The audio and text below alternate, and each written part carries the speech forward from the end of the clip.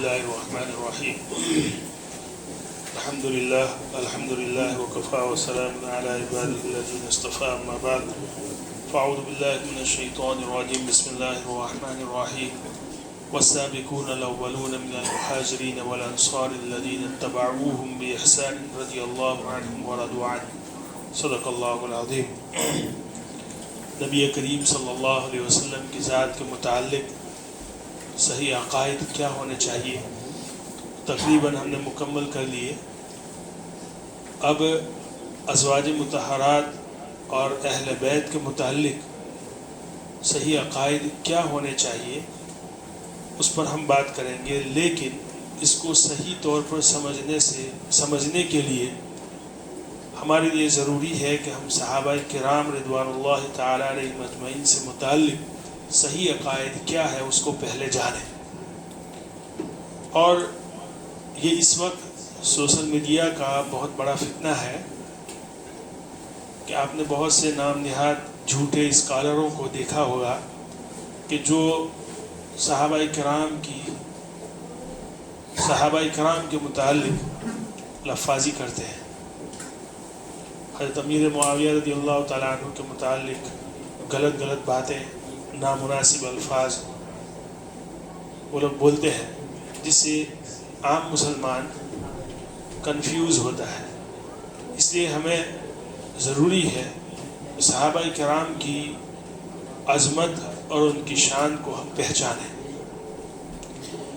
کیونکہ صحابہ کرام وہ جماعت ہے جنہوں نے نبی کریم صلی اللہ علیہ وسلم کی ڈائریکٹ صحبت حاصل کی بلا واسطہ. انہوں نے نزول قرآن کو کے عہد کو دیکھا، وہ گواہ ہے اس کی،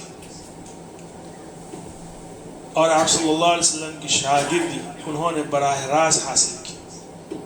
چنانچہ وہ پورے دین اسلام کے گواہ ہیں.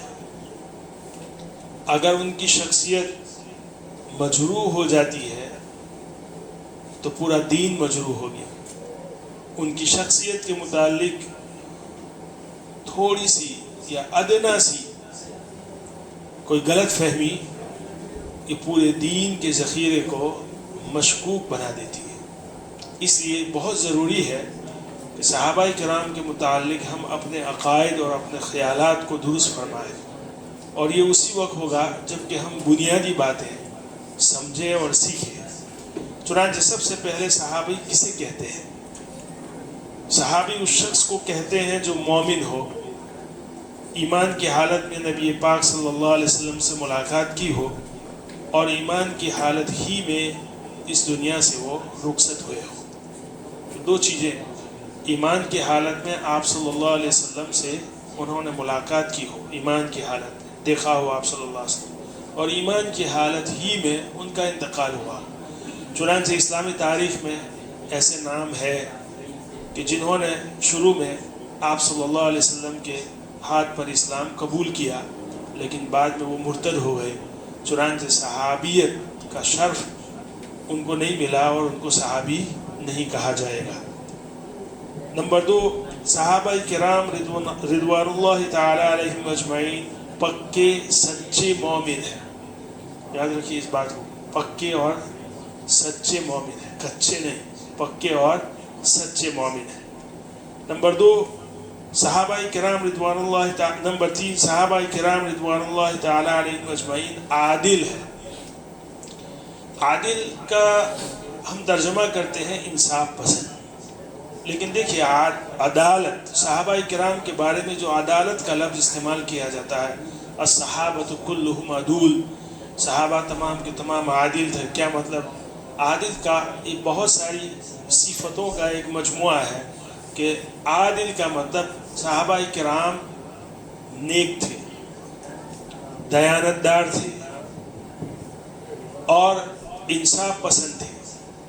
ان پر کسی بھی قسم کی خیانت اور بددیانتی کا الزام لگانا یہ بالکل ناجائز ہے.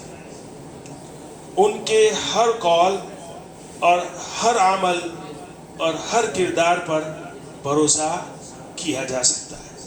یہ ہے عدالت کا مطلب سمجھ رہے ہیں؟ کیا بولا میں نے؟ صحابہ کرام نیک تھے اور دیانت دار تھے، امانت دار تھے، ان پر جھوٹ اور دھوکہ دھڑی یا بد دیانتی یا خیانت کا الزام لگانا یہ بالکل جائز نہیں۔ ان کے ہر قول، ہر عمل، ہر فعل، ہر کردار کو کیا کیا جا سکتا ہے؟ بھروسہ ان پر کیا جا سکتا ہے۔ نمبر 4، صحابہ کرام رضوان اللہ تعالی علیہم اجمعین حجت ہے۔ اس کو سمجھو آپ، حجت کا کیا مطلب؟ پروف۔ پورا دین جو ہے ہمارا، پوری شریعت، اس کے لیے پروف کون ہے؟ صحابہ کرام۔ کیوں؟ وہی وجہ کہ وہ نبی کریم صلی اللہ علیہ وسلم کے ڈائریکٹ شاگرد ہیں۔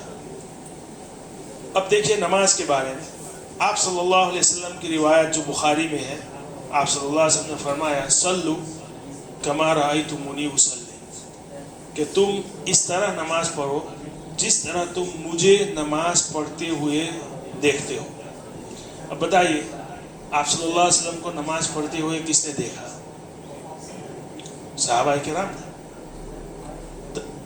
کس طرح قیام کرنا ہے، کس طرح رکوع کرنا ہے، کس طرح سجدہ کرنا ہے، یہ ہم تک کس نے پہنچایا؟ کس نے پہنچایا؟ صحابہ نے۔ تو نماز کے متعلق جو مسائل ہیں ان میں ہمارے لیے پروف اور حجت کون ہے؟ صحابہ کرام، ہے کہ نہیں؟ اب صحابہ کرام کے بارے میں تھوڑی سی غلط فہمی، یہ مثال کے طور پر نماز کا جو پورا نظام اور سسٹم ہے اس کو بھی مشکوک بنا دے گی۔ سمجھ رہے ہیں؟ کیونکہ صحابہ کرام ہمارے لیے کیا ہے؟ پروف ہے۔ تو وہ لوگ جو سوشل میڈیا پر صحابہ کرام کے بارے میں لفاظی کرتے ہیں، پتہ نہیں وہ نماز بھی کیسے پڑھ لیتے ہیں، جب اصل جو سورس ہے اور اصل جو ذریعہ اور سلسلہ ہے ان کے بارے میں تم الیگ سلیگ جو ہے گفتگو کرتے ہو، تو پھر ان سے جو تم نے دین جو سیکھا ہے اس پر تمہارا اعتماد کیسے ہے؟ سمجھ رہے؟ ایک پوائنٹ کی بات ہے۔ دوسرے نمبر پر قرآن کریم، قرآن کریم کی تفسیر میں ہم صحابہ کرام کی تشریحات کو حجت بناتے ہیں، پروف۔ کیوں؟ اللہ تعالیٰ نے قرآن نازل کیا رسول اللہ صلی اللہ علیہ وسلم پر، رسول اللہ صلی اللہ علیہ وسلم نے اس کی تفسیر کس کو سکھائی؟ صحابہ کرام کو۔ صحابہ کرام نے اس کو سیکھا، اس پر پوری زندگی عمل کیا اور ہم تک پہنچایا۔ چنانچہ صحابہ کرام میں حضرت ابن عباس رضی اللہ تعالیٰ عنہ کو ترجمان القرآن کہا جاتا ہے، کیونکہ ان کے بارے میں رسول اللہ صلی اللہ علیہ وسلم کی دعائیں بھی تھیں اور اللہ نے ان کو ایک خاص فہم عطا کیا تھا۔ چنانچہ صحابہ کرام قرآن کی تشریحات میں ہمارے لیے کیا ہے؟ بولیے، حجت ہے، پروف ہے۔ اسی طرح تیسری چیز، خلافت کا نظام، مطلب ملک کا جو نظام ہے۔ کوئی ملک اگر اسلامک اصولوں پر اپنی سیاست اور پولیٹک کو چلانا چاہتا ہے تو اس کے لیے کیا پروف ہے، کیا حجت ہے، کیسے چلائے گا؟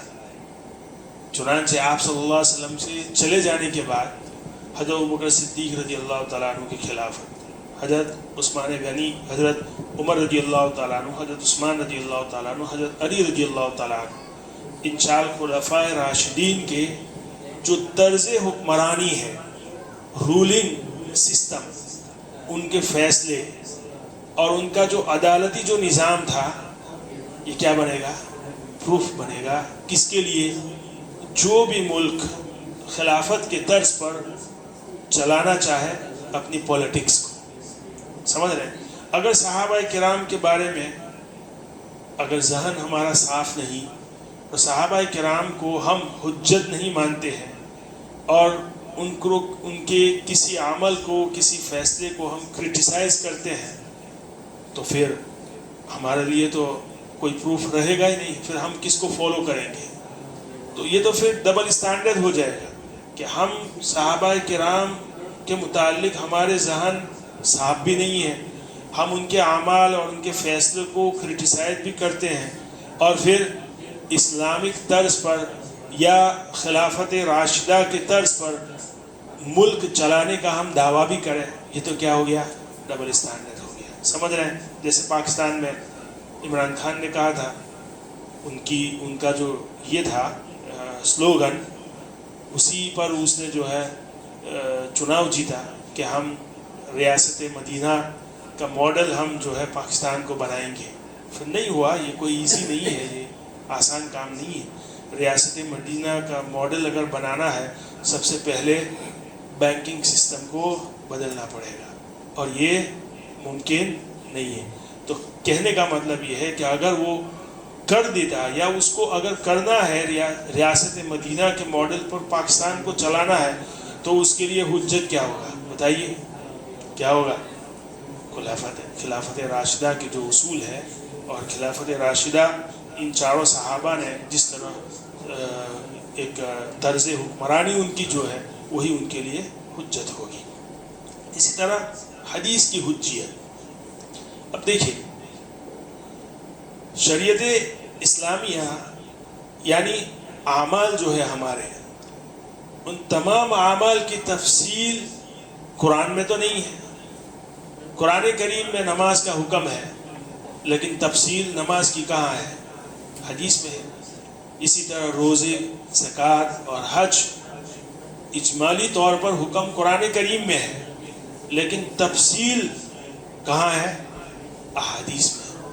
اور یہ حدیثیں ہم تک کس نے پہنچائی؟ صحابہ کرام نے. چنانچہ حدیث کی حجیت میں ہمارے لیے صحابہ کرام کو ہمیں کیا کرنا پڑے گا؟ بولیے، حجت ماننا پڑے گا.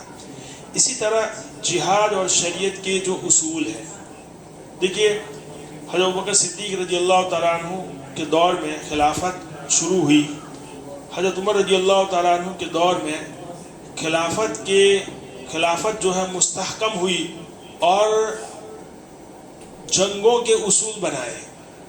دیکھیے آج کل جو ایک اصطلاح ہے وار کرائم، یعنی کوئی سویلین کو مارنا، یہ کیا ہے؟ وار کرائم ہے. یہ کہاں سے لیا؟ یاد رکھیے حضرت عمر رضی اللہ تعالیٰ عنہ سے پہلے، تاریخ میں یہ بات لکھی ہے، حضرت عمر رضی اللہ تعالیٰ عنہ سے پہلے جنگوں کے اصول نام کی کوئی چیز نہیں تھی. جنگوں کے اصول اگر سب سے پہلے بنائے ہیں، کس نے بنائے؟ حضرت عمر رضی اللہ تعالیٰ، اور دنیا نے اسی سے سبق سیکھا. تو عدالت کا جو نظام ہے، وہ بھی حضرت عمر رضی اللہ تعالیٰ عنہ نے مستحکم کیا، اور جنگوں کے اصول بنائے. جنگیں کس طرح لڑی جائے، اور اس میں کیا کیا کرنا چاہیے، کیا کیا نہیں کرنا چاہیے، یہ سب چیزیں جو ہے عمر رضی اللہ تعالیٰ عنہ نے اپنے زمانے میں اس کا ایک ڈھانچہ جو ہے تیار کیا.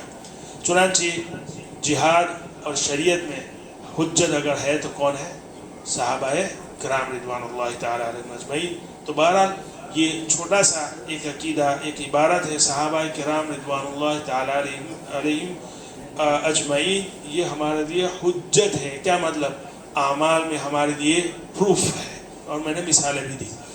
صحابہ کرام رضوان اللہ تعالیٰ علیہم اجمعین محفوظ ہیں، یعنی اگر ان میں سے کسی سے گناہ ہو بھی گیا تو اللہ تعالیٰ نے اس کی توبہ قبول کر کے اس کے گناہ کو معاف کر دیا ہے. اور یہ ماننا بہت ضروری ہے. اگر اس کو نہیں مانیں گے، دیکھیے قرآن کریم کی آیت ہے رضی اللہ عنہم ورضوا عنہ. ابھی میں نے جو آیت پڑھی، یہ آیت والسابقون الاولون من المہاجرین والانصار الذین اتبعوہم بإحسان رضی اللہ عنہم ورضوا عنہ، کہ وہ السابقون الاولون، مہاجرین اور انصار میں سے وہ صحابہ جو پہلے ایمان لائے، اتبعوہم بإحسان، اگر کوئی ان کو فالو کرتا ہے اچھے طریقے سے، بإحسان رضی اللہ عنہم ورضوا عنہ، اللہ ان سے راضی ہوئے اور وہ اللہ سے راضی ہوئے.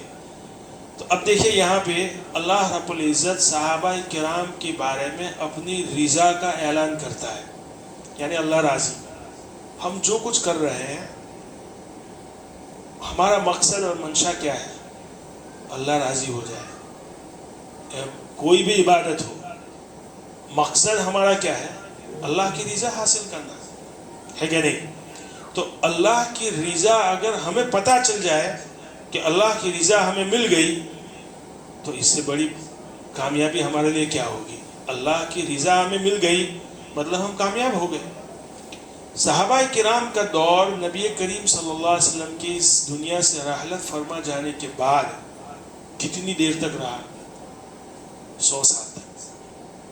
قرآن کریم کا نزول تو فنش ہو گیا، رسول اللہ صلی اللہ علیہ وسلم سے اس دنیا سے پردہ فرما جانے سے 89 دیز پہلے قرآن کی لاسٹ جو آیت ہے وہ نازل ہو چکی تھی، لیکن صحابہ اس دنیا میں موجود تھے اور دنیاوی زندگی گزار رہے تھے انسانوں کی طرح، لیکن ان سے راضی ہونے کا اعلان اللہ نے پہلے کر دیا۔ کیا مطلب اس کا؟ اللہ کو ازل سے یہ معلوم تھا۔ دیکھیے اگر اس کو ہم نہیں مانیں گے تو ہمارا ایمان، دیکھیے ایمان میں کمی ہے۔ اللہ کے علم میں ازل سے یہ بات تھی کہ صحابہ کرام، یعنی آج میں اعلان کر رہا ہوں رضی اللہ عنہ ورضوان، صحابہ کرام جو ہے ابھی، یعنی ایسا تو ہے نہیں کہ رسول اللہ صلی اللہ علیہ وسلم کو جنہوں نے دیکھا وہ صحابہ ہے اور ایمان پر ان کی جو ہے وفات ہوئی وہ صحابی ہے۔ تو صحابہ کی یہ جو جماعت ہے یہ قرآن کے نزول کے بعد بھی رہے گی ایک صدی تک، لیکن میں ان سے رضامندی کا اعلان کر رہا ہوں، اللہ رب العزت اعلان کر رہا ہے۔ اس کا مطلب کیا ہوا کہ حضرت عثمان رضی اللہ تعالیٰ عنہ کے دور سے جو اختلافات شروع ہوئے، جنگیں ہوئی صحابہ میں، جنگ جمل، جنگ صفین، حضرت امیر معاویہ کا جو اختلاف، یہ سب کچھ ان لوگوں ہی کے بارے میں اللہ رب العزت کیا کہہ رہا ہے؟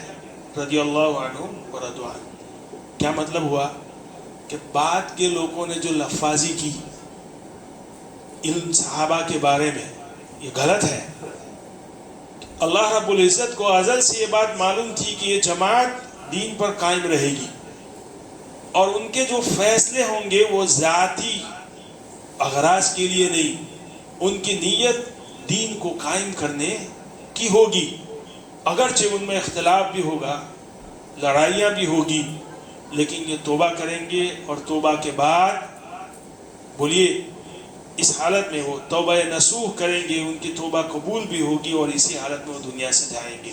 یہ اللہ پہلے سے جانتے تھے، یہ ہمیں ماننا پڑے گا، ورنہ پھر اللہ کی جو ازلی علم کی جو صفت ہے نا، اس کو ہم نہیں مان رہے ہیں، اس یہ ماننا پڑے گا۔ تو اللہ رب العزت کو ازل سے یہ بات معلوم تھی کہ صحابہ کرام جو ہے دین پر قائم رہیں گے، جہاد کریں گے، اور اسلام کو قائم کرنے کی نیت سے جو اجتہادی ان کی غلطیاں ہوگی سب کچھ، لیکن جو مریں گے ایمان کی حالت میں مریں گے۔ اسی لیے اللہ رب العزت نے ان سے رضامندی کا اعلان بہت پہلے کر دیا تھا۔ سمجھ رہے ہیں؟ اس لیے عقیدہ صاف رکھیے۔ میں نے قرآن کریم کی آیت بتا دی اور اس کی وضاحت بھی آپ کو کر دی کہ اس کا کیا مطلب ہے۔ صحابہ کرام رضوان اللہ تعالی علیہم اجمعین محفوظ ہے، اس کو سمجھیا، اس کو سمجھا کہ پھر میں بات کو ختم کر دوں گا۔ ہم انبیاء کرام کے بارے میں بولتے ہیں کہ انبیاء کرام معصوم ہیں، صحابہ کرام کے بارے میں ہم کیا کہتے ہیں؟ صحابہ کرام محفوظ ہیں۔ کیا مطلب اس کا؟ معصوم کا مطلب کہ جن سے گناہ سرزد ہونا ممکن ہی نہیں، اور ایسی شخصیات کون ہیں؟ انبیاء اور فرشتے، انبیاء اور فرشتے۔ جو شیعہ جو ہے اہل بیت کی محبت میں غلو کرتے ہیں، اور انہوں نے جو اماموں کا سلسلہ قائم کیا ہے اور اماموں کو وہ معصوم کہتے ہیں، یہ صحیح نہیں ہے۔ معصوم جو ہے وہ کون ہے؟ انبیاء اور فرشتے، اور معصوم کا مطلب جن سے گناہ سرزد ہونا ممکن ہی نہیں، اور محفوظ جس سے گناہ سرزد ہونا ممکن تو ہے، لیکن اللہ رب العزت نے تخوینی طور پر ان کی حفاظت کی ہے۔ وہ کون ہے؟ صحابہ کرام، اہل بیت اور اولیاء اللہ۔ کون؟ صحابہ کرام، بولیے اہل بیت اور اولیاء اللہ. صحابہ کرام رضوان اللہ تعالی علیہم اجمعین محفوظ ہے، یعنی اگر ان میں سے کسی سے گناہ ہو بھی گیا تو اللہ تعالیٰ نے اس کی توبہ قبول کر کے اس کے گناہ کو معاف فرما دیا ہے. یہ ہمارا عقیدہ ہے. اللہ رب العزت ہمیں صحیح سمجھ عطا فرمائے. وآخر دعوانا الحمدللہ رب العالمین. مزید جو ہے آئندہ کل پڑھیں.